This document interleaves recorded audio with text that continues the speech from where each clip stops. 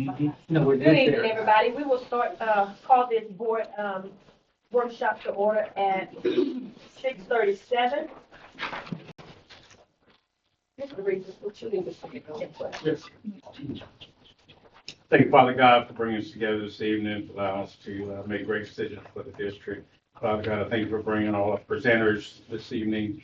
Allow us to gather information as it's presented and make great decisions concerning all of our stakeholders, students, staff, and community. Father God, thank you for our staff that's here this evening and all those that aren't here that couldn't join us this evening. Father God, we just ask for blessings over and continue to watch over our district, with your shield of protection over us. And as we complete our meeting and make our way home or our final destinations for this evening, Father God, just grant us traveling grace in your most precious name. Amen. Yes.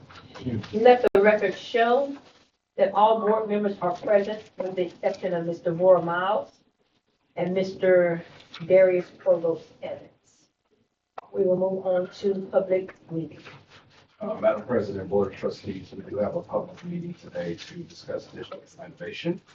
And so at this time, Mr. Webster will get up to present that information. Hey, good evening. So, give you a little bit of history about District of Innovation. Shelton ISD is actually already a District of Innovation. Okay, this was passed in the 84th legislature. So we're looking at about 10 years ago. And the reason is they wanted to allow public schools a little bit more local control and to allow us to exempt out of certain legal requirements, okay? And so Sheldon ISD currently has a DOI plan. Our DOI plan was passed in 2017.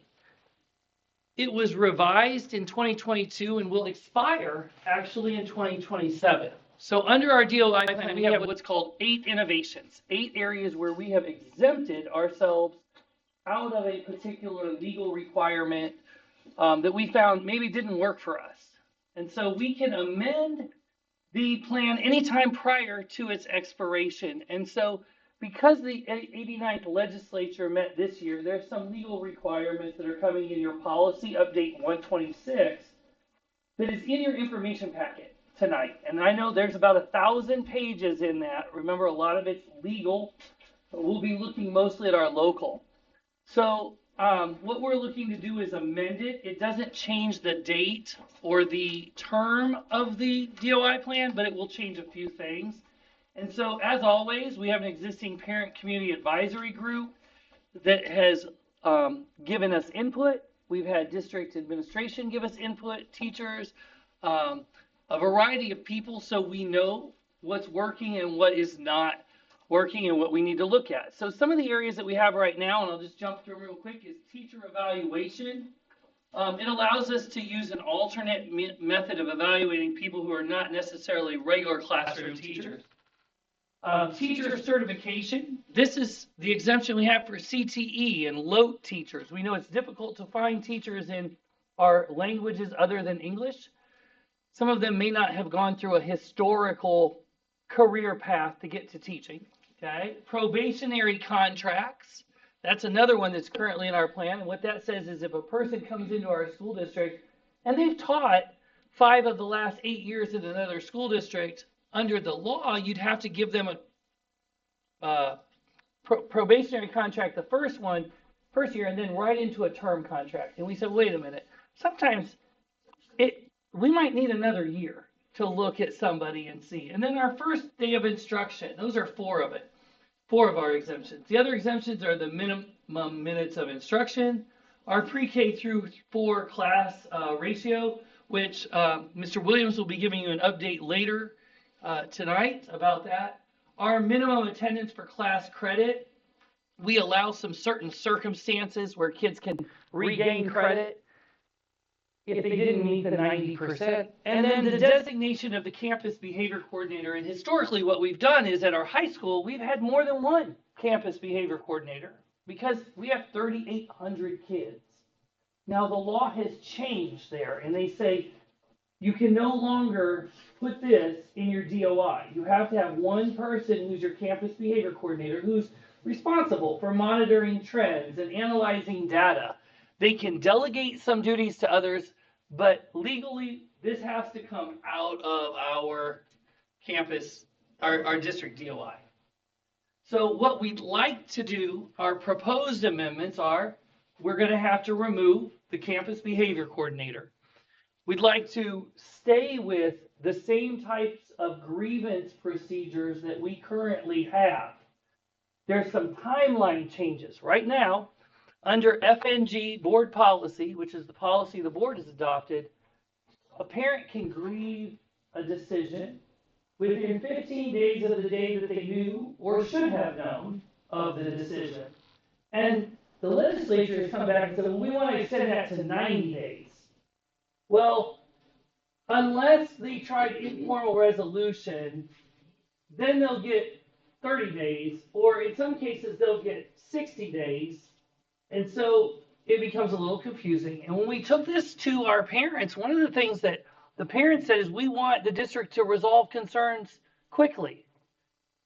We don't want to go 90 days.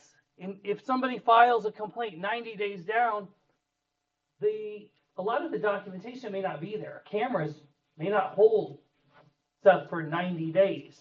So that's one. The other is instructional plans and syllabi.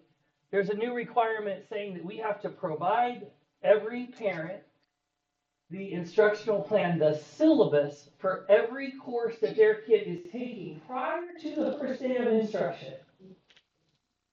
That's a lot. We actually already do that because our curriculum is online. But some of the classes, and I'm going to use band for example, band doesn't necessarily have a day-to-day syllabus, okay? Dance may not have a day-to-day syllabus because they're working on certain routines and other things. So some of that's not always set at the beginning of the year. Plus, we want to give our teachers some flexibility based on the kids that they have. If you have certain kids who are coming in that are not on level, there's some reteach and things that we need to do. So the instructional plan has to be fluid and mobile. And the other one is the one that we talked about earlier, the library materials. We're going to include that into the DOI plan. So when we look at it, the grievances now under Senate Bill 12, again, it went up to 60 days to file a grievance, but the deadline is extended to 90 days if there's an informal resolution, or it could be 30 days if the district provided information on how to file a grievance. So it kind of goes back and forth on how to determine. It's a little bit vague. And it extends the deadline to file an appeal for a grievance up to 20 days. And so what we believe is if we were to make this change, we may actually see an increase in those complaints that are coming up instead of us having quick resolution and addressing those concerns as we have. And as a board, we know in the last 12 years, I think we've had 3, 4, maybe 4 grievances in 12 years, and we want to continue to address those concerns. The next one, again, what we would do is we would exempt ourselves from the new timelines. So when we do update 126, we're going to recommend, administration will be, if the DOI is passed, we will recommend update 126 to be adopted, but not adopt FNG, okay, policy. We will go back to TASB and we will work on writing a new policy. Instructional plans, again, it mandates the posting of all instructional plans and course syllabus on the district website each semester. It requires teachers to provide the instructional plan to the district administration and the parent of each student enrolled in the class prior to the beginning of the semester. Now, we absolutely want to make sure that the parents are informed, and that's why we have our curriculum up. But think of a first-year teacher walking into a classroom that they start a week and a half before school, and they have that week and a half to get their classroom ready, and they need to be sending home an instructional plan and syllabus for their class that they've never stepped foot in. So we understand that we want to take that on as a school district instead of having teachers do that and provide a consistent curriculum that goes out. So we would exempt ourselves from that requirement to post instructional plans or syllabus on our website or provide such documents to parents prior to the start of the semester. Now, with that said, we already have our stuff online. Is that right, Ms. Gallo? We could have parents say, I don't want 8 sheets of paper coming home at the first day of school. I just want to go to your website, do a screenshot with my phone, and know from 9 weeks to 9 weeks what my child is working on. That's better for me that y'all do that versus sending home paper all the time. So I was like, okay, that's some good feedback for us. And our curriculum department has done a great job of implementing our science of teaching reading and our daily phonics programs for our kids. And we want to make sure that parents see that, but we want that accessible at all times, not just once to go home at the beginning of the semester. The next one's the library materials, and it requires the Board of Trustees, remember, to approve all of the library books. So we're going to open that 9th and 10th grade campus, and if you want it, I'm happy to bring you every single book that we're gonna put on the shelf and you can go through each line by line. I don't know that you want that. That's why we have librarians and that's why we have Becky Zalesnik to look at that information. But our library catalog is online for parents at any time. You can type in the name of a book and you can see what library in the district it is in. So we believe in transparency, but we also believe in professionalism and making sure that we have the right staff to do that. So again, we would not require the Board of Trustees to approve those library materials, nor would we ask for that 30-day waiting period. We will continue to have a local library advisory council, just like we already do. So our amendment timelines are on the board. We presented back in October about the library materials, and then DLT met. In November, we shared it with our parent advisory members, our district-wide instructional council. Today, we are, again, providing you that document so that we know what we're doing. This is a public meeting, so we're providing it in that forum. We're going to the 16th, we will put that up for adoption. Okay, and you can vote on it as a board if that's the direction you would like administration to go. And then we will notify the commissioner of that. And then we will post a copy. And once that is done, I will work with TASB to make sure that we have appropriate policies that reflect our DOI. Okay, any questions on this? Okay, we'll place that on the agenda, and if there's any questions at that time, we'll be happy to answer them. So what I'd like to do is turn it over to Mr. Fitzhenry, because it's time for good news. Okay? This is the athletic director of the district championship football team. Is this clicker? Is there something on here? Oh, okay. All right, so this is a mural that we were wanting to put on the end door. The guy that would do it is the guy that's done all the murals in the gym. And we have guys who will donate all the money to do it.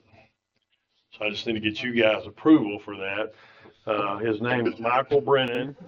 It's a donation. Yeah.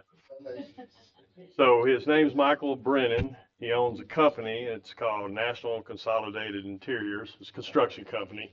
He's a family friend of Coach Laxon, our head football coach. And he watched our kids work out. He's been around the program, really loves our kids. So he wants to be a part of it. And this is one of the ways he wants to be a part of it. It's a tin building and it looks ugly, so I thought this would make it look nicer. He plans to do more, but he wanted to start right here. We don't build out new buildings. Well, actually, I was told the reason this is not next to the building so that we can just walk to it, it's because it was ugly and they put it way out. I don't think it's ugly when we're in there and it's 950 degrees outside either. So But any questions about? So school board, just so that you know, based on your policy, anything that's valued over $10,000 requires your approval if it's a donation, if it's so. But then we also know that this is a detailed design, and so we wanted to get your feedback on that as well before we. And he's done a lot of other projects across Texas and everywhere else. And I've called those people. Of course, he's done work for us, and it's been great. And he's done murals outside. There's one in West Texas. It's amazing. I can't remember the town, but it's been there 10 years, and they hadn't had any problems with it. And obviously, out in West Texas, pretty harsh weather, and they haven't had any issues with it.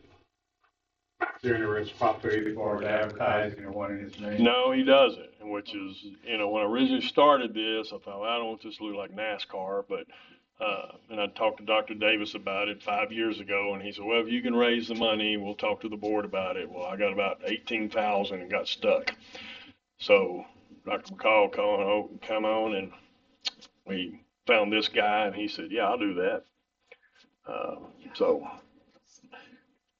But he don't want his name on it. He just wants to help. And he's, like I said, he's going to help us with other things too. In the nick of time. That's right. You get the flesh juice, that's right, that's right. Yeah. All righty.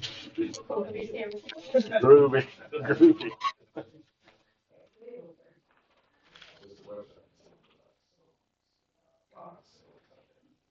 Okay, good evening. I'm back in my regular spot.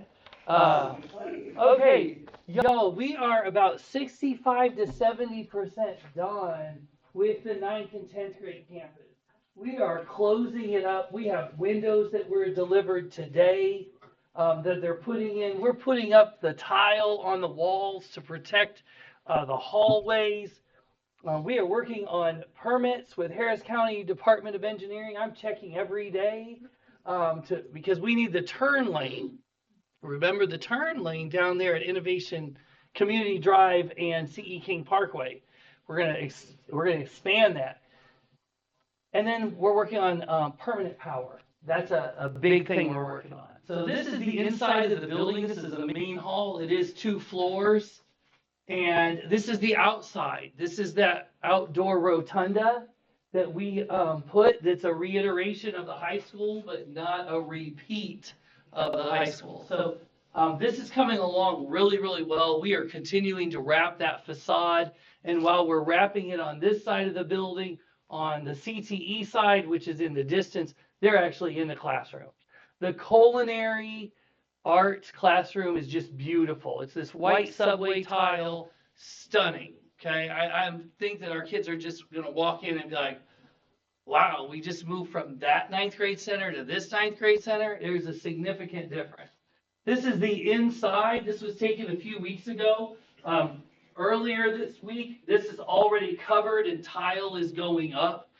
Beautifully designed. I think you're gonna be very, very happy when you walk it. This is our outdoor physical education facility. The trainer and I walked this 2 weeks ago. A couple little modifications that we want to make for our kids on some of the flooring so it's not so slippery when you're in cleats. But this building is coming along very, very well.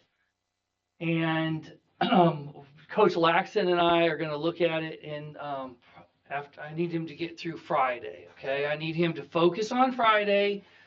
And then we can walk it. But once we win Friday, then I need him to focus on the next week. So he's pushing it off, saying, hey, we've got more things going. This is the Davis Center, and we're making really good progress. So we know that we had to do some mitigation work. And we have torn down the outside of the walls. We've come back in. We've already put in our insulation all through here. This has already been done since I took this picture. The outside of the building, we wrapped all the way around to the other side. And so we are coming right back with brick to start. That's going to start. You're going to see it going all the way around, and then the steel cladding. So we're back on track on this one. I'm knock on wood, but we are moving and grooving. We are meeting every week with them. You actually just met with them today, again. So, yeah, now I will tell you that, one of the things, I don't know if you're aware, but in Harris County, you have to plant one bush for every parking space.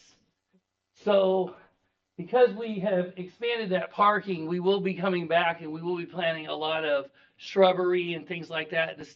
The county requires that, and they require that you maintain it for a year. And then after that, I don't think that they really check, but I looked to see if we could just put plants out there in pots for a year. They didn't like that idea. Okay. Some other items coming up, just to let you know, as furniture is on your board information tonight. Okay, and when you take it, we are within our budget. Okay, you're going to look. It's about a $3.8 million investment for furniture. And so what we've done is we've gone through every single classroom in that building. We are looking at doing like these individual tables and chairs. But they do slide together for group work. This is just a typical classroom. This is a science room. And so in the science room, of course, you have your instructional setting in the front, and then you have your laboratory setting in the back. So you do have a larger investment in furniture in a classroom like this, because we're not dragging our chairs to the back. So there are 2 sets of chairs there. Then this is like the library. We are stacking this for about 15 books per kid. But we're not going to go in with the whole set because we know we're not going to be at capacity that first year. So we're going to start at about 12 and then we'll work our way to get to 15. But we've done all the furniture in this room, and we've done this for every single classroom throughout. So if the board does support that furniture purchase, then we will be on track and we will be able to start moving furniture in late June, early July. Mid-June. Yeah. Okay. Cafeteria, we went with kind of a hybrid between the high school and the middle schools. So you do see a lot of those, cafeteria type tables, but not so many of the straight ones. There are some high top areas, but we wanted kids to have some times where they could just sit in small groups. Not as much of the soft seating that we saw at the high school. 10th and 11th graders seem to take a little bit better care of the furniture than our 9th and 10th grade kids. So we want to have a transition furniture. So we're going from the middle school to where you have those kind of elementary type tables to our high school where we have much more of that softer seating in those benches that are lined up along the hallway. One of the things that we really invested in was our professional learning community classroom. And so in this one, you have 3 separate areas. If you all remember in Parkway, you have the fishbowl and you have the instructional specialists that are off that classroom. We followed that model. So we have our instructional coaches that are adjoined to that classroom so that there's adjacency and that they can come out of that office and go directly in, work with a group of teachers, and if need be, able to pull somebody right into the office and say, let's look a little bit more at this curriculum and how we're going to deliver this so that students are successful. So that's the 9th and 10th grade furniture. I'll stop there and see if there's any questions. What doesn't this furniture package cover? I mean, when we talk about the lab for science, is it all the equipment for the labs? It's not. So this is furniture. We are not at this point ready to purchase equipment. Okay. But we have all of our furniture. This is chairs, office furniture, every desk, flags, clocks, the bins, the laundry carts are in here. The shelving system to store like athletic equipment, that is all in here. Like you go to the film room, the tables and the chairs are in there. Trainers, everything's there. Now supplies, equipment, those departments have already received emails and that is due before we leave for the break. However, we're not opening a new campus we're relocating a campus. So our ninth grade supplies should be able to move with us. And some of our 10th grader supplies, we should be able to move down. However, I want to caution that on CTE because those labs are still needed at the high school. So there will be some purchases. Library will need some stuff. There is some fine arts purchases. Coach Fitzhenry sent me a denial to an invite about turning in athletic equipment. So I'm guessing he's good. We talked, but I think we're in a spot where we have the ability to purchase some new equipment, but not a necessity to purchase all new equipment. We went with this model so that we were not duplicating everything, and I don't think we need to go down that road. I think we're still gonna have quite a bit of overlap. There will be some, yes. And we're not moving anything from the ninth grade facility to the ninth Um, and 10th grade.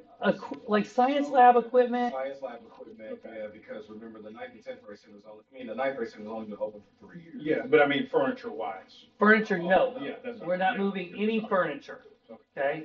We'll have to buy custodial equipment, floor scrubbers, buffers, things like that, because we will still need those at maybe the community center in the future. So there, like I said, there will be some overlap, but curriculum materials, I don't see us as having to go purchase all brand new. Some of that can be moved. A lot of it digital now. Did we make the purchase, and that's just, Clemson said, team camp facility, furniture wise?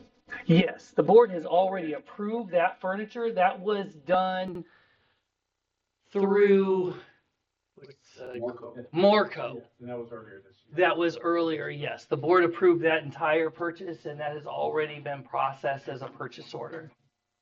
So on this one, the other thing I do want to impress on the board is that we used, when we went, we did an RFQ. And so then afterwards, a request for qualifications, we met with 5 or 6 different furniture companies. And the one that we went with is local. I mean, they have an office here. It's McCoy Rockford. But McCoy Rockford did the furniture at the high school. And so one of the benefits there is if there's a warranty item or something, we know, oh yeah, we used McCoy Rockford for this whole complex. Okay? Okay, sorry.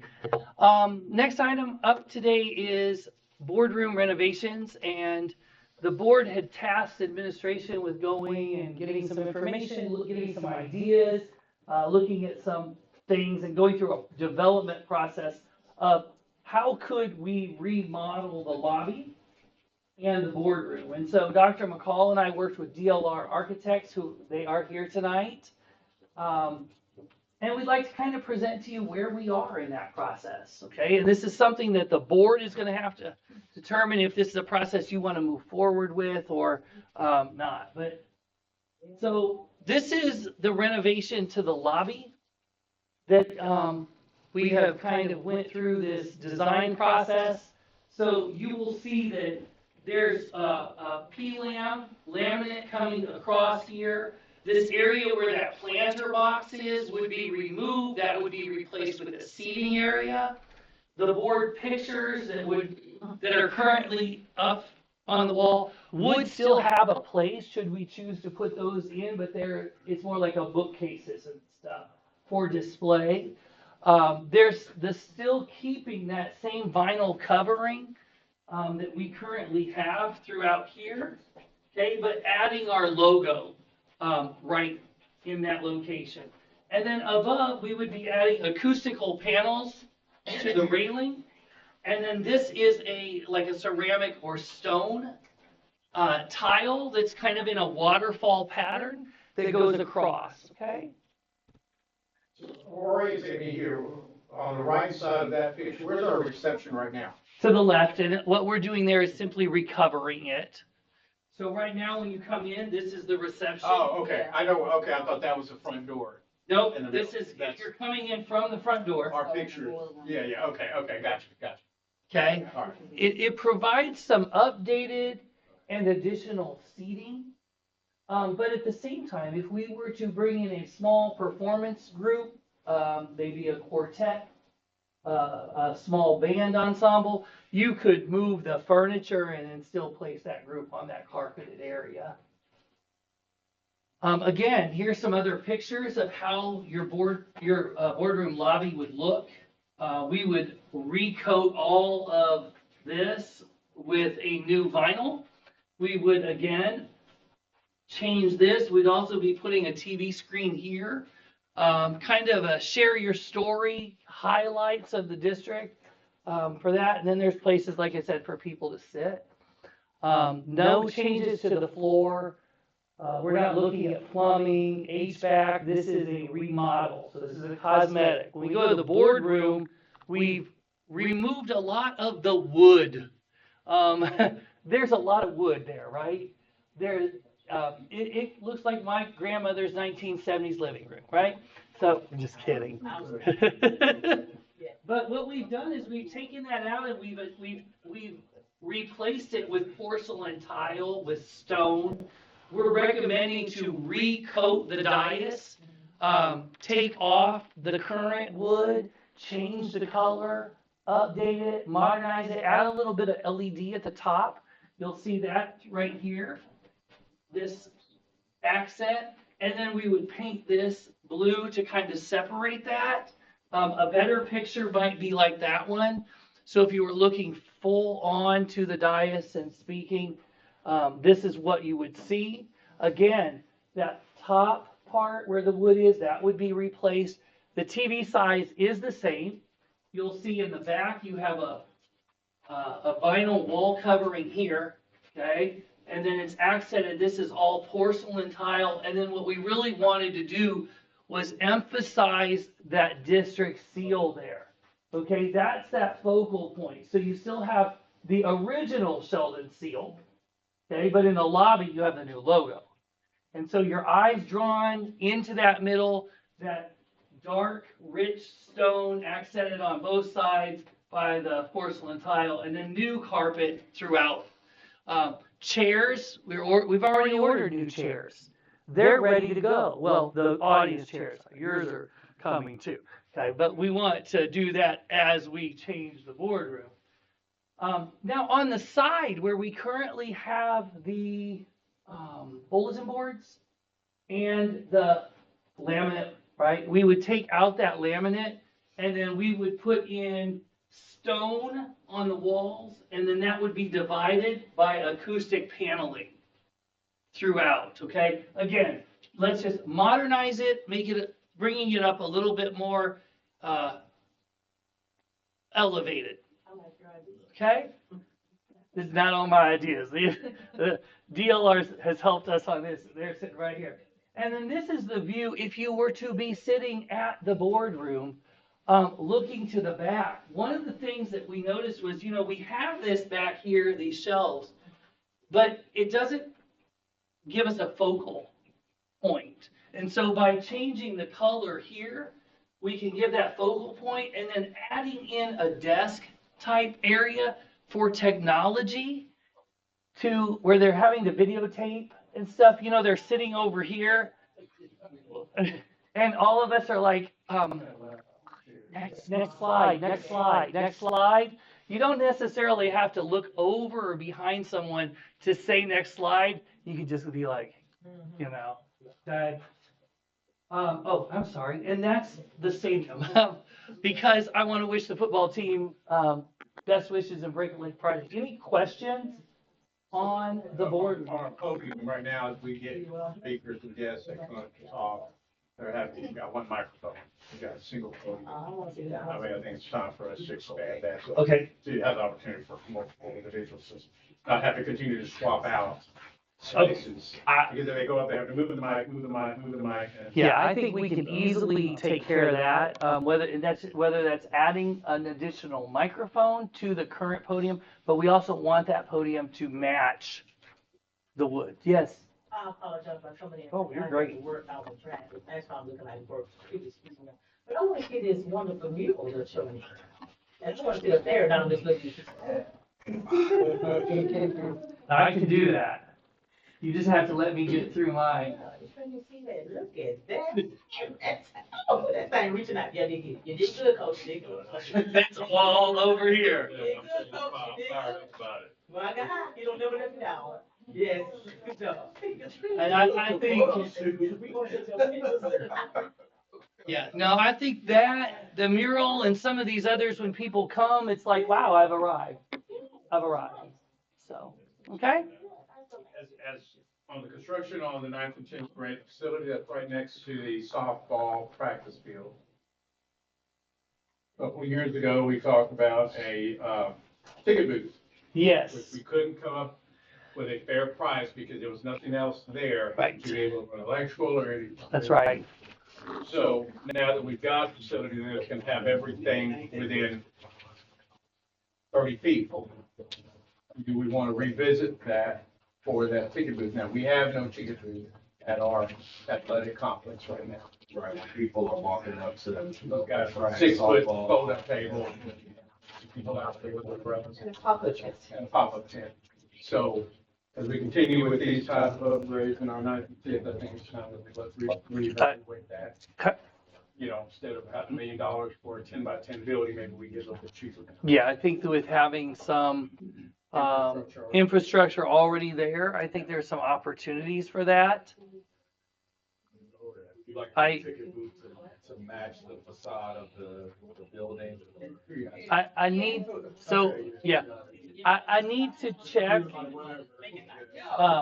I just want to be fully transparent with the board is we do need to check on the legality of the bond funds for a ticket booth based on the changes to the law back in 2021. But now So- that we've got, if we can tie that into Yes. the new campus, because we can use that athletic facility parts Yes. with all the money we're saving already and be able to Uh-huh. have that in that part of the bond instead of having.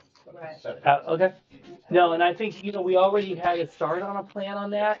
So I think it's much easier for administration to revisit that.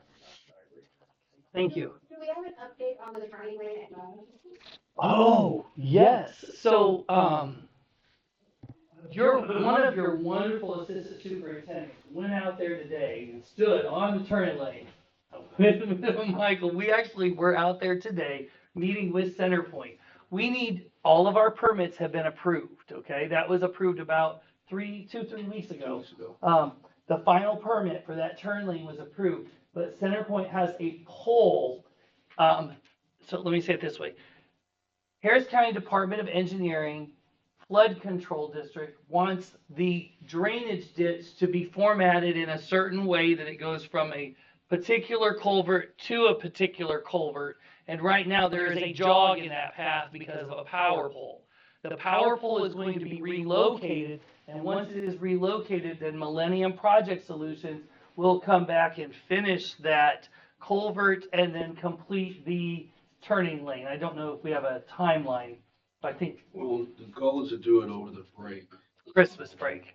based on weather and things like that. Okay, but we did. Centerpoint was out there today and we met with them about moving the power pole, and we are getting good response from Centerpoint about permanent power over at the 9th and 10th grade. There is some power poles that will have to be moved for the turn lanes and items there at that location also.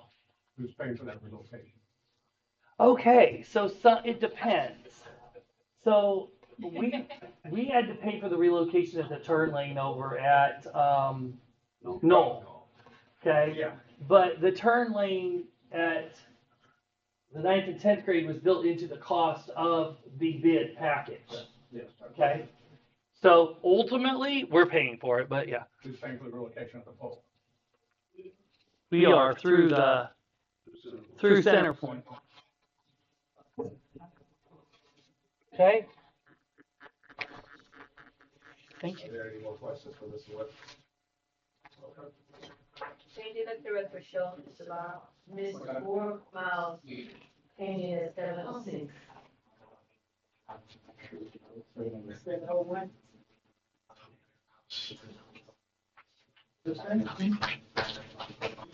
All right, next we will have a student enrollment and a conversation about the budget.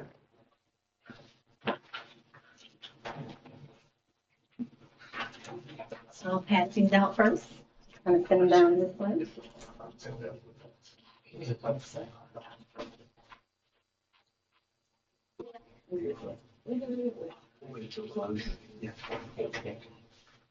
All right, so good evening. Before we talk a little bit about the budget, I think it's important for us to sort of revisit the things that are really important to us. Because when we talk about budget, we also need to talk about our progress and the progress that we want to protect as we look at budget decisions that we have to make this year. So I kind of just did a slide to kick us off to remind us about the progress, the great progress we made, particularly over the last 5 years. Because, you know, COVID was one kind of thing, but here we are in 2025. And we've done some amazing things since then. So we need to look at that and say, okay, how do we protect this progress? So the first thing is, you know, first time ever we've had campuses and we earned as a district 8 distinctions on STAR. So we know we want to protect that academic progress. We've had annual growth every single year in achievement as a district. As a matter of fact, one of the things I put up here that I'm so proud of is our kindergartners, and people don't even realize this, our kindergartners outperform other kindergartners in the area. People take their kids and they go to IDEA and they go to all these other places, and our kindergartners surpass the state's House Bill 3 goals. Our kindergartners are going to first grade reading. And that's really important because it takes a while to see that progress, but you're beginning to see it now in grades 3 through 8. Because the other thing that happened recently is Good Reason Houston recognized us.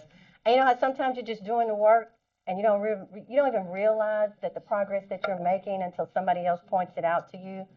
I was on Twitter and I saw a post by Good Reason Houston that said Sheldon ISD is the only district in Region 4 that made academic progress in reading and math in every grade, grades 3 through 8. And I was like, God dog it, I knew you were working hard, okay?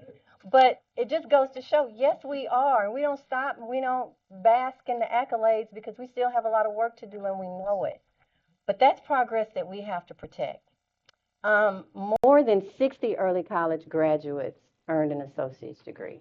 And we're even boosting up our MECA program for kids who don't want to be in early college high school. I'm just over here doing my thing, and I just want to go get my associate's degree without a whole lot of coddling and help. That's amazing. To say that you have an early college high school graduating class of a little over 100 kids, we're at about 60% now, compared to where we were when we first began. I mean, for me, that's a lot. I'm so proud of that for our district. We've been named as a demonstration district and demonstration schools by TABC. Sheldon Elementary was named as a demonstration school. Dr. McCall is always getting accolades and asked to speak about the progress that we're making. So we want to make sure academically that we continue to move forward. District champions in athletics and multiple sports, yay. Award-winning CTE programs. Follow our criminal justice program on Twitter. Man, they're doing amazing things. But they're on Twitter a lot, but we have other programs that are doing amazing things too. And so just keeping that up. Like people always, well, how did you start a nursing program? I'm not telling. I'm keeping that right here, right? And I made a joke. We were at a campus today. I made a joke with the staff, and I was just kind of laughing with them. I said, at that ribbon cutting ceremony when Generation Park opened, the Humble ISD folks were kind of giving us the side eye, right? Because we had the only high school biotech seniors who were getting ready to graduate from that program. And so that's progress we got to protect. That's the future of this community. This could become the biotech corridor, and we need to make sure that our kids are prepared for it. Thank you, Mr. Webster. Where are you? Yes, award-winning CTE program. Fine arts program. Sorry, I was going to give you another job. But I remember when I first came to Sheldon, he welcomed me, and then he started showing me footage every single year of the band. And every single year, the band was growing on the field, right? And so now we have kids who are involved and engaged, not just academically, but athletically, and they're proud of that, and career and technical education and fine arts. And so these are all programs that we need to protect. No middle school and Sheldon Elementary have national recognition. Null as an avid demonstration campus, and Sheldon Elementary as an avid showcase school. And Ms. Martinez was there. We had campuses from all over the state come with their educators just a few weeks ago and their principals to see, what are you guys doing? How did you get to this point? I didn't know middle school would make 15 points progress in one single year, and it was proud. It was a proud moment for me and for Dr. McCall to just kind of sit at the back of the room and watch the teachers tell their story. That was powerful. That was really powerful. And then we have a state recognized, and I should say nationally, because we've had people from other states come and visit us for our pre-K through 12 STEM program, which of course feeds into our new P-TECH program that includes that new biotech pathway. I met with the 2 high school principals the Monday before Thanksgiving break, and we were looking at the number of kids going into each CTE program.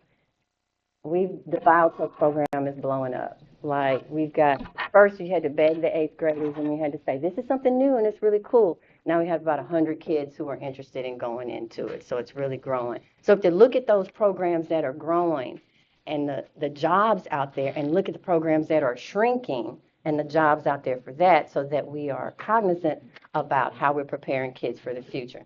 And then finally, Eli Lilly's big $6.5 billion project. We are preparing kids for the jobs that are coming to our area. So we're really proud of that. So as we think about the budget and what we need to do with the budget, we need to be proud of our public school system here in Sheldon ISD and consider how we are going to maintain our Powered by Progress slogan as our One Sheldon team. So I'm going to turn it over right now to Mr. Duenas, who's going to talk to you a little bit about how enrollment is impacting some of that budget funding. Thank you, Ms. Caldo. That was amazing. She gets to talk about all the fun stuff. I get to talk about the real stuff, right? Where are we at? So I'm going to talk to you about a little bit about budget, but as you guys know, the state funds public schools through really 2 ways, which is our enrollment and obviously our ADA, right? Our average daily attendance. So let me talk to you a little bit about our enrollment, and I'm going to let the graph speak for itself. I don't have to tell you what's going on. This is the last 3 years. Enrollment has dropped. It has not increased. And I know that is highly unusual for us. We're so used to growing and growing and growing and growing. And so it is affecting us. Now, know this. We're not the only district that is facing this, and we'll talk a little more about that. But I'm sure I know what you're thinking right now, which is, okay, that is at the district level, Mr. Duenas. But is this affecting each one of our particular campuses? And the answer is yes.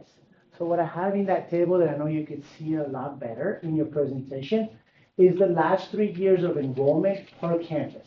And you can see that almost every single one of those campuses is dropping. Their enrollment is dropping.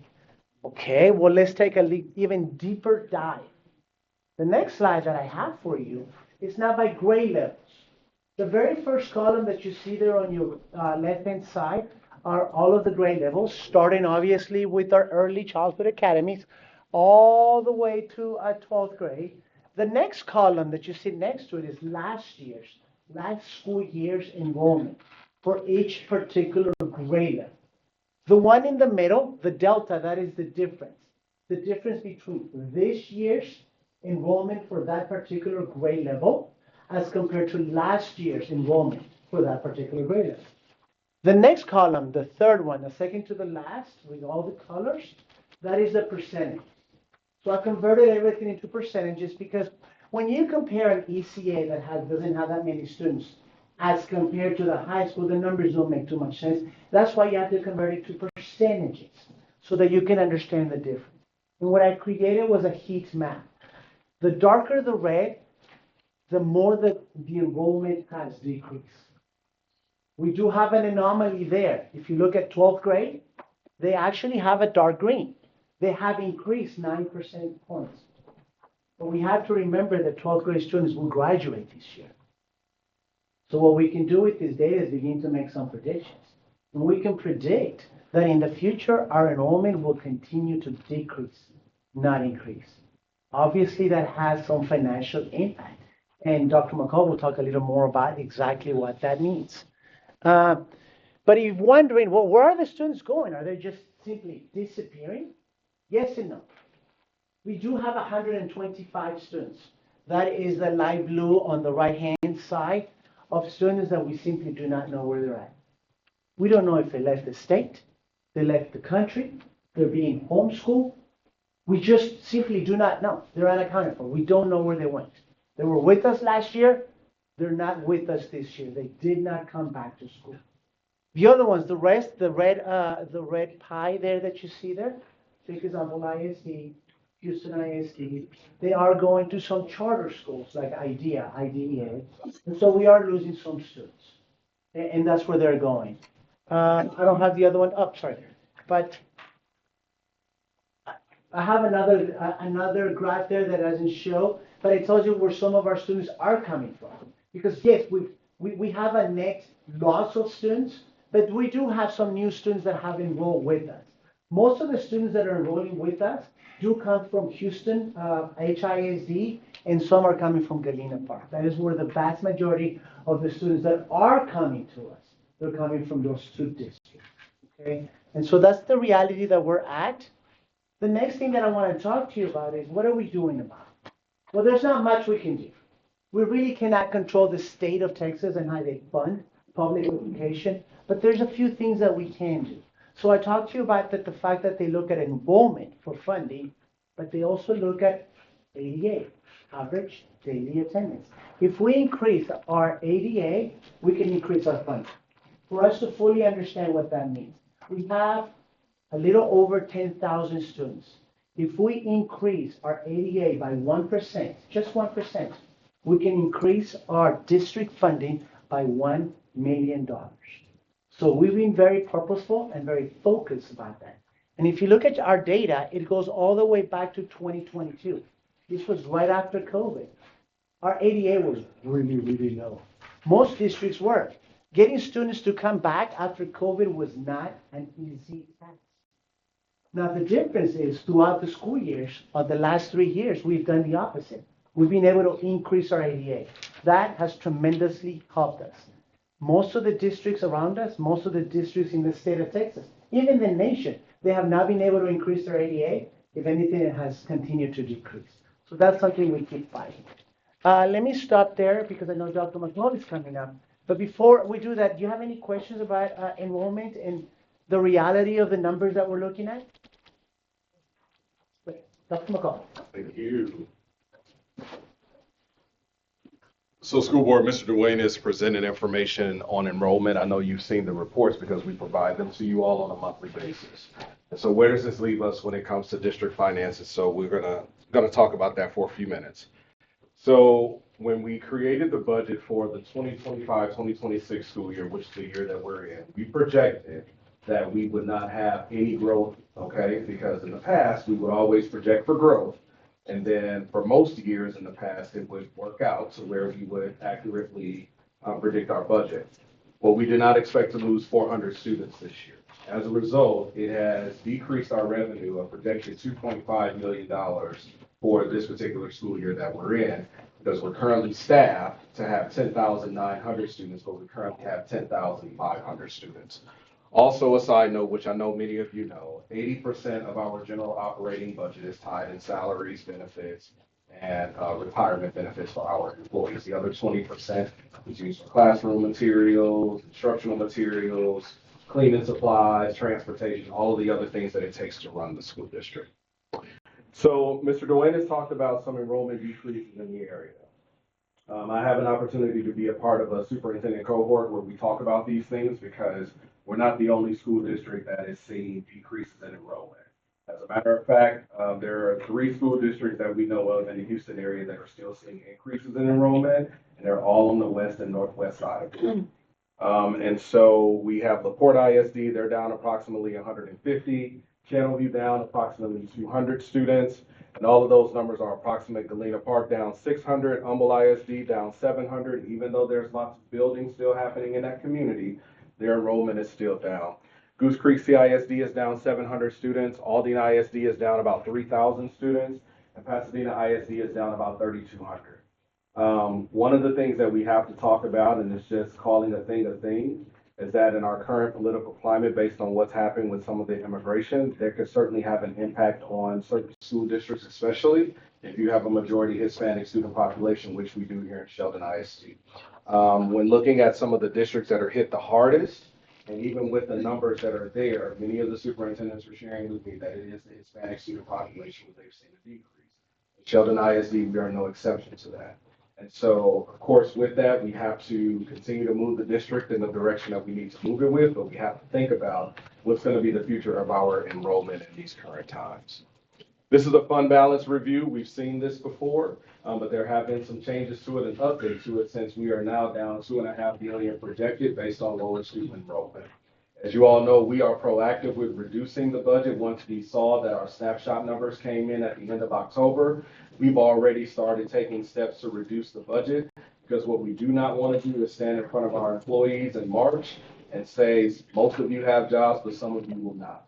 And so we are going to have to make some tough decisions when it comes to reducing the budget as far as staff is concerned. But it's not just going to be what's happening in our classrooms just because we have 400 less students. We have to look at every single department, and we have to look at every single vacancy that we currently have to make sure that it's something that we need to refill at this time. And so if you can remember when Whitney Penn presented their information to us at the last board meeting, one of the things they said is that our fund balance is still, good for having 60 days of operating expenditures, but we can't continue to pass deficit budgets and expect to, keep a solid fund balance on what we need in order for the organization to move forward. If you look prior to the pandemic, the district was at $26.9 million. After this year, if we don't take steps to cut the budget, we could be down to 28 million, which is very close to where we were prior to 2019, and all the ESSER funds were placed into the fund balance to help out with student learning costs. And so we have to take more drastic steps now that our student enrollment has decreased. But just to be clear, even with the ESSER funds, the big bump from 2021 was also due to changing the fiscal year. Yes, there was a little bit, yes. Yeah. That's a one-time, yes. It's the one-time deal, and not just the ESSER thing, so.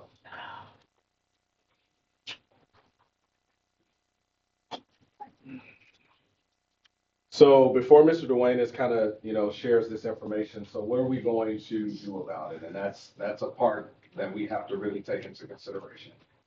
We know that enrollment is going to continue to be competitive in the area. And so a lot of the work that we do advocating is pretty much built into our student success. We know that we have to continue to look at our programs that we're currently offering to see which ones make sense for us to continue pushing. And if we're not seeing a lot of students going into certain programs, but they're going into other programs, we may have to make the investment in that direction. We also have to cut the budget, quite frankly. All right. And so as the administration team here, we're working with human resources to look at possibly doing a hiring freeze as we're going into the second semester. Meaning that if we have vacancies that have not been filled since the beginning of the school year, because there are still labor market shortages, right? And so if we have positions that have not been filled, we're already saving money by not having to pay for those salaries that have already been factored into the budget. But we may just look at saying, we have to make it through this year, go ahead and cut those positions and let's continue moving forward. Our goal is to protect as many of our employees in the district as possible. These are the people that have been committed to the organization. We've seen other districts that are losing larger percentages of students than what we are. And so we believe we can get it done, but it's not going to come without making some pretty tough decisions over the next 6 to 7 months before we're coming back before you talking about the budget for next year. We wanted to share this with you all now because we know that the work has to start now with maintaining the budget and getting right side up. We cannot wait until the middle of the spring semester. So as we're making these cuts and things of that nature, of course, we're going to continue to update the board and share information with you on where we are, sharing hard facts and figures of this is where we are now towards the goal of getting right side up, because we believe that will increase accountability. But I stated before, we're not waiting. We're already at work to make sure that we can do whatever it takes to happen. When it comes to raises in the state, as far as teachers are concerned, look at the last legislative session. A lot of money was put into teacher incentive allotment. Mr. Duane is going to talk a little bit about the work that we've been doing in the teacher incentive allotment, because we know that in the state of Texas, if you are a teacher, you are a part of a performance pay. And I know that that has a negative connotation to it for some people, but based on where they place a great deal of money, it is tied to student achievement. So the more teachers that show that support their students in showing growth, they can become a part of our teacher incentive allotment program. And at Shelton ISD, we have one of the most comprehensive programs in the Houston area, so we want to provide our teachers as many opportunities to make those funds. But what about our other employees in the district? We have transportation workers, we have child nutrition workers, operations, maintenance, you name it. So a lot of that responsibility has now been placed on school districts. You also know that teachers got lump sum raises depending on how many years of experience that they have. So if you have you finish your third year, you get $2,500. You finish your fifth year, you get $5,000. It's a longevity stipend that's been put in place. The state is still supporting that financially, so there will be some teachers that will get that going into, this next year, and however many years they have, once they hit those particular thresholds, then they'll receive that salary increase. But we have to talk about in the future that it may not be as easy to give those 2% and 3% and 5% raises to everybody as we have in the past. We may have to really look at different opportunities to make sure that all of our employees feel supported when it comes to getting livable raises and being able to provide for their family and those that depend on them. And so I wanted to share this information with you to let you know exactly where we are now that snapshot has passed, meaning we know where our snapshot is as far as the information that's been turned over to the state. We could still see enrollment increases. We may see a little bit at the turn of the semester, which we typically do from time to time, but I certainly don't believe it's going to be to the tune of 400 students. This is a statewide problem. This is a nationwide problem. And unfortunately, we are no exception to it here in Shelton. So we're going to be doing what everyone else is going to be doing to the right side of that. One last thing I do want to share, we are doing an updated demographic study. We cannot continue to be ill-informed about what our future is going to be. The last time the district did one was approximately 5 years ago, and that information was used to inform the board and the community about the 2022 bond.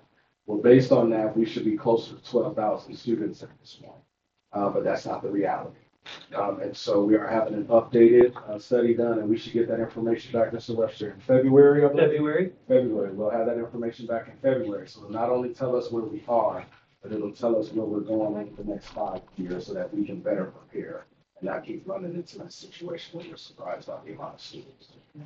Dr. McCall, if I could. Yes. One of the things that the demographers said to look at, and if you go back to Mr. Duane's slide, is looking at your graduating class as students who are exiting your program in your pre-K class as students who are coming in.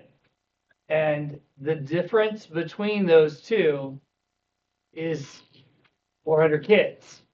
And so each year that we're exiting 800 to 900 kids, but we're only bringing in, and they just said, they said there's a variety of reasons. The birth rate, and we talked about political immigration, homeschooling, charter schools, virtual school.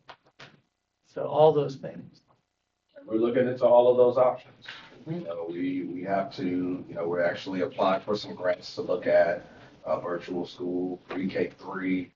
We have to begin to look into some of those innovative options to get students into our system earlier, get those families into our systems earlier, provide more flexible options with online school. That's something that Coach Fitz and I was actually talking about a few weeks ago. With this online school coming in, you're going to see a lot of different circumstances with students, whether they're students who may need that flexibility because they have to work or provide for their families, all the way to maybe even students that may not necessarily need to work, but they have a different type of lifestyle. When with their families, they travel a lot, or they may have some type of notoriety that has a busy schedule for them.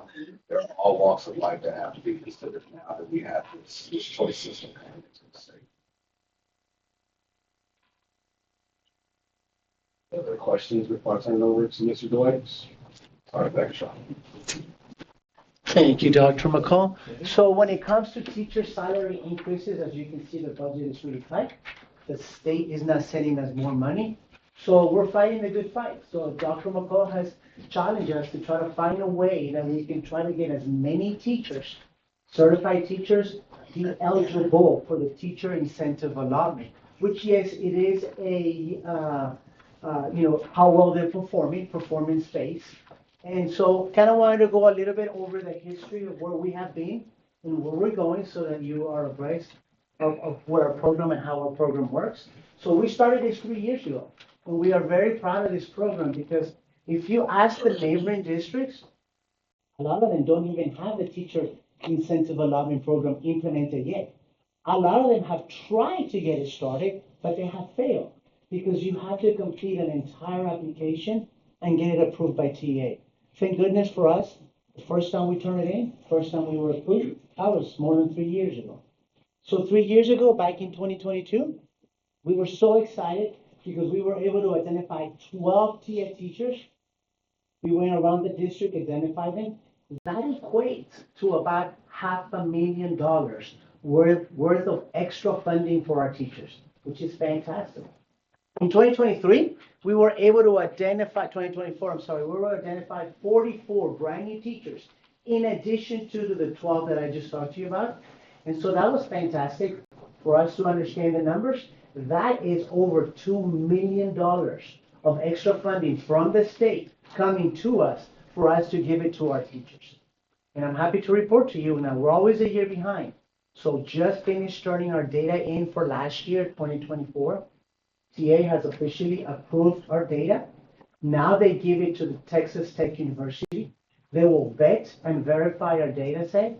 But it looks like if everything goes well, we will identify over 100, yes, you heard it right, over 100 brand new teachers as teacher incentive allotment on top of the 44 and on top of the 12. That is almost 1/3 of our teachers being identified. That is fantastic, guys.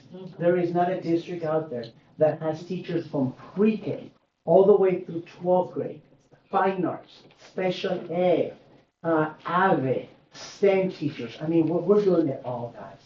And it's thanks to his leadership because he wants to make sure that, hey, that's the only way that we can increase teacher salary, but we're not going to leave money in the team. We're going to make sure that we have a program in place where we can supply the money to our teachers where they truly, truly belongs. Any questions about the teacher incentive allowance? You just talk about the amount of years and the value difference, like you can Sure. go from this value to that. So there's 3 main values, right? So there's the recognized, there's the master, and then the exemplary. Each one comes with a different value and a different data set to be able to qualify. At the bottom end, we have the recognized teachers. They have to have at least a 73% in their evaluation from their supervisor and have at least 75% of their students showing growth. That's about $5,000 extra funding that the state of Texas will give that teacher for the next 5 years. For the next 5 years, which is fantastic. At the very high end, you have your master's teachers. They need to be at an 83 or higher on the evaluation and at least 85% of the students showing growth or more. They can get up to $30,000 extra in addition to their salary. So we did have 3 or 4 of them this year. Dr. McCall went around giving those letters. You should have seen the teachers, tears in their eyes. To them, it was a life-transforming event. One of them was sending one of her daughters to college. She didn't know how she was going to do that and told Dr. McCall, now I know how I'm going to take my daughter to college. It changes lives, and that's what we're trying to do.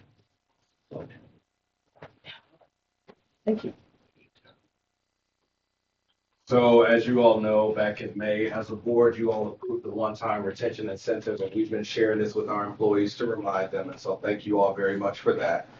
So they'll receive that on an off-cycle paycheck December the 12th, and so they'll get their December 5th. They'll get an off-cycle check on December 12th, thanks to Mr. George and his department working that out. And then, of course, they'll get their payroll on December 20th as they're going into the holiday break. And so remember, we said we would get that out during holiday time. And so believe it or not, you're already here. So we've been going around to the campuses, and we will continue going around to the campuses. We do a mid-year update. And then, of course, we do an end of the year update. And so by the time we get to Christmas break, this information that we are sharing with you all will have been shared with all of the employees.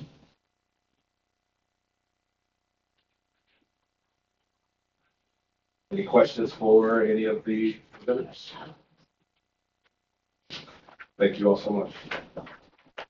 We will move on next to student enrollment class size update, pre-K. Good evening, everybody. So I just want to take a deeper dive into the look of our pre-K through 4 classroom sizes. So our goal is the district will strive to maintain a 22-to-1 ratio in all our pre-K through 4 core classrooms. The district will provide a plan to support the classroom as they remain above 22-to-1 and then notified the board of trustees. If a pre-K through 4 core classroom reaches 25-to-1, the campus will contact the parents of the students in that classroom and inform them of the situation, and a TEA waiver request will not be necessary. So some changes that have already been made this school year is that at Garrett Elementary, they had class size overages in first and second grade. So what we did is we reassigned teachers that were at Sika and moved them to Garrett, which the Sika campus had more teachers than they needed due to low enrollment at the pre-K campus. So what this shows is our current class size totals at the different elementary schools. So at Garrett Elementary in third grade, we right now have 3 classes with 24 students. At Sheldon Elementary in first grade, we have 2 classes with 24 students and 1 class with 25 students. And at Carroll Elementary, we have 1 bilingual class with 26 students. So what we did is come up with different options of support to support those different campuses. 3 options. One was hire additional instructional paraprofessionals. I know we try not to do that, but that was the option. Option B was something we've been doing, was utilizing our after-school program staff. With that option, we would take the after-school program staff, have them come in a little bit earlier to support our campuses, and then they would go to their after-school program. And then implement a push-in support model where our instructional coaches and interventionists will come into the classroom to support small groups. Okay. So our decision was to utilize our after-school program staff. It provided immediate access to support the classrooms on the campuses that were needed. It was most feasible and easier to do. With our after-school program staff, training was provided on how to support the classroom to the after-school program staff and the teachers that they will be supporting. So everybody was all on the same page with receiving support in the classroom. Something that we will do is continue to monitor the student enrollment on a class size on a daily basis. So we get reports every day of class sizes at every campus. So we'll continue to monitor every day. Any questions? Thank you. Up next. Great update. Just like you know, the monies for those, after-school program comes out of Title I fund. So save the money. Mr. Doris likes that. All right, now we will have Mr. Rowley with a security update report. Okay. Well, really slow. I know Dr. Dimmer's handed out the presentation. So, good afternoon. I come to you today to talk to you about intruder detection audits in our campuses. Since we talked last time, we've had 4 campuses to have intruder detection audits, and we're going to go over those results tonight. The very first campus, all of these happened in November. So we didn't have an opportunity to meet in November. So I'm catching you up from November, and I'm sure we'll have even more in December because all of our campuses have not been visited. So the first campus to receive one was Noah Middle School. Remember, there are 4 stages to the intruder detection audits. Noah Middle School was successful in all 4 stages. Did a very good job. When you're successful, it's very quick. So the auditors were from Region 4, representing TA. They came, they did what they needed to do, gave us compliments and left and went to another campus. On that same day, they also visited Craven's ECA. Craven's ECA they were successful on all four stages as well. And again, the stages, remember, they go and they try to gain access to your building. That's the first stage. After that, they then walk with an administrator to see if any exterior doors are broken or not functioning correctly. Then they check the inside of your buildings to make sure that you don't have any interior doors open when you have students and you're given instruction. And then the last thing is they check for evidence that you are doing your weekly exterior door audit. So those are our four things. So Craven's ECA were successful on all four stages. And then later in the month, toward the end of the month, toward Thanksgiving, they went by Monahan Elementary on that day, and they were successful in all four areas. So we went through, checked everything. Everything was good at Monahan. And that following day, the next campus they went to was Carroll Elementary. Carroll Elementary was not successful on all four of the stages. They were successful in the first one, meaning when they first walked up, they picked three random doors to try to enter. All three of those doors checked out fine. They also checked the interior doors to make sure they didn't have any doors that were open while instruction was going on. And they also saw evidence that we do check out exterior doors a minimum of one time per week, which we do that each Monday. But the stage that we fell in was when they went to check the exterior doors, they found one of the exterior doors was propped open with a doorstop. So when you're doing interior detection audits, anytime they see a doorstop or evidence that you use something to prop doors open, you automatically fail. So in this case, it's really hard to see the picture. It's really tiny here. But exterior door number 8, that's on the back side where you get the deliveries at for the cafeteria. It was child nutrition. The door was propped open with the doorstop.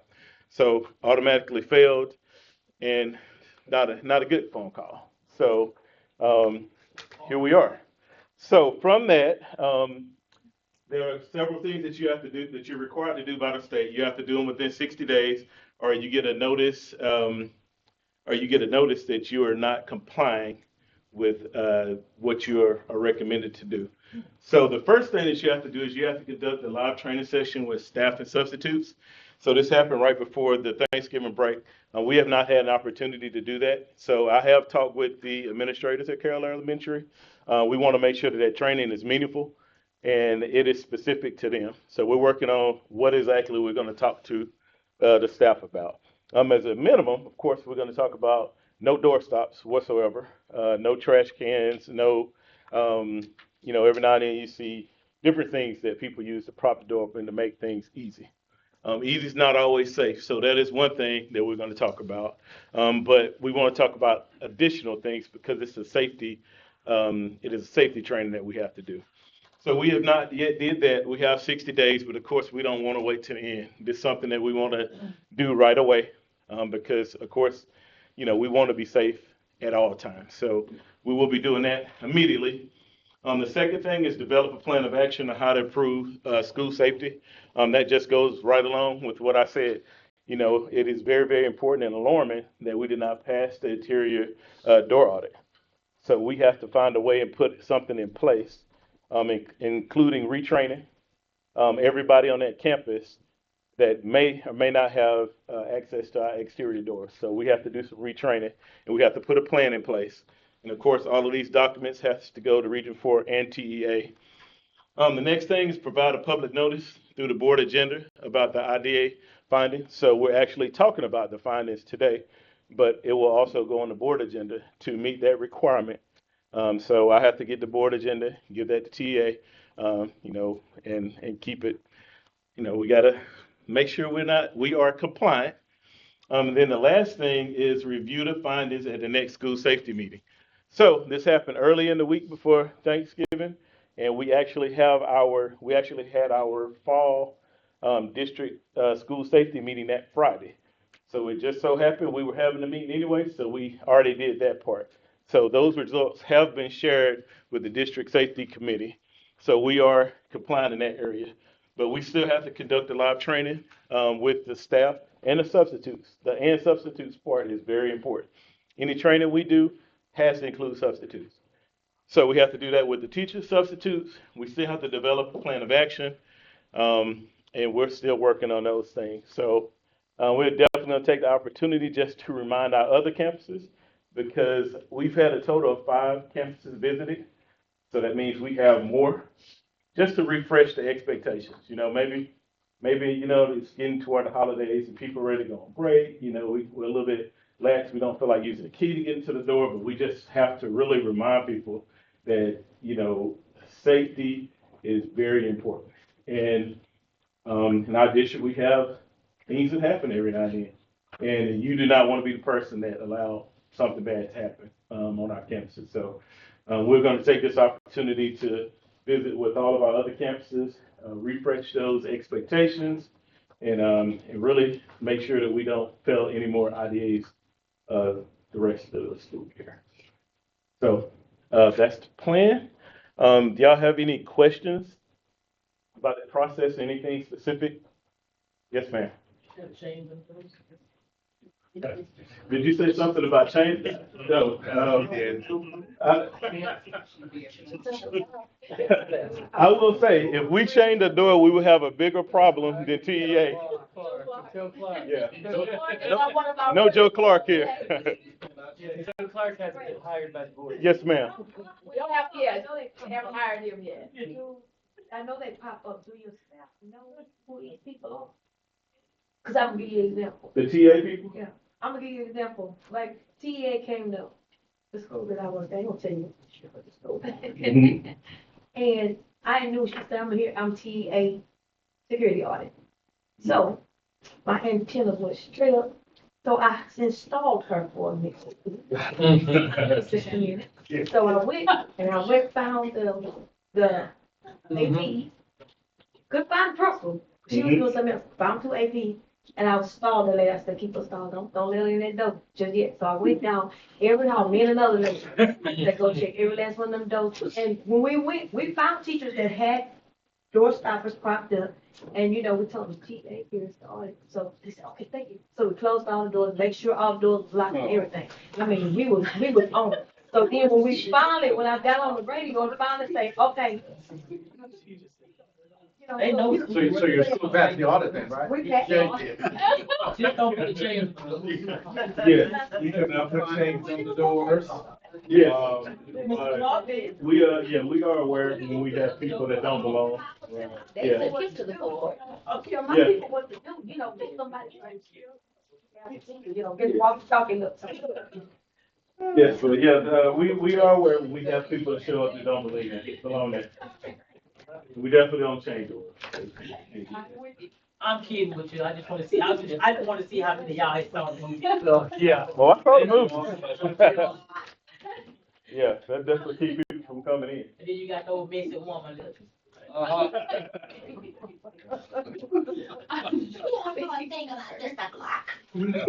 No, we can't have no jokes on.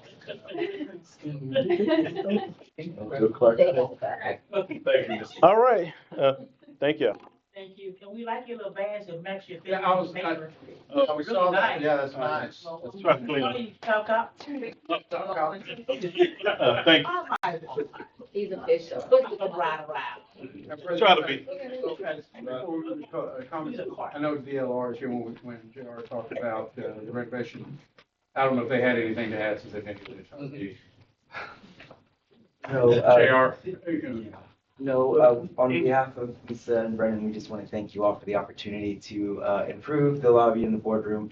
What you guys do here is critically important for generations to come. As a product of public school myself, I just have the greatest admiration for what y'all do, which is why I focus on K-12 architecture and I have for the past 20 years. So thanks again for everything that you guys do, and happy holidays. So you're gonna be the ones that's gonna be renovating the downstairs part? Yes, ma'am. Okay. Have you been to what was that, the part? What was that? I wasn't there. Pasadena? So that was part of the, one of the precedents that we shared with the board group that we did the visioning with. I just wanna make sure you go visit and get a real good look and make sure I was better than this, that's all. They made sure to show, what y'all had witnessed, so. Cause when I went over there, I looked down and said, no, man, yeah. Now, Sheldon gotta come on with it. We will. So. No problem. Let's move into the golf course, board meeting. It's beautiful. Yeah, because that's. Yes, very nice. Yeah, thank you for being here. I think I might go shampoo or something. That's all for reports and discussion, Madam President. Sandy, do we have any comments from the? Okay, so we're for board information. We're considering McCoy Rockford a proposal for the 19th grade campus furniture. We need to go to closed session. Yes, ma'am. Okay, adjourn to closed session. Oh, okay. Hold on, wait, don't hold still. Wait a minute, y'all. Adjourn to closed session, approving Texas Government Code Section 55072 to discuss purchase, exchange, lease, or value of real property, 551074, for the purpose of considering the appointment, employment, evaluation, reassignment, duties, discipline, or dismissal of a public officer, employee, or include not but limited to public, evaluations and duty of a board member, or to hear complaints or charges against a public officer or an employee, and 551076 for considering the deployment, special occasion for, or implementation of security personnel devices. We will adjourn the closed session at 8:03. Thank you.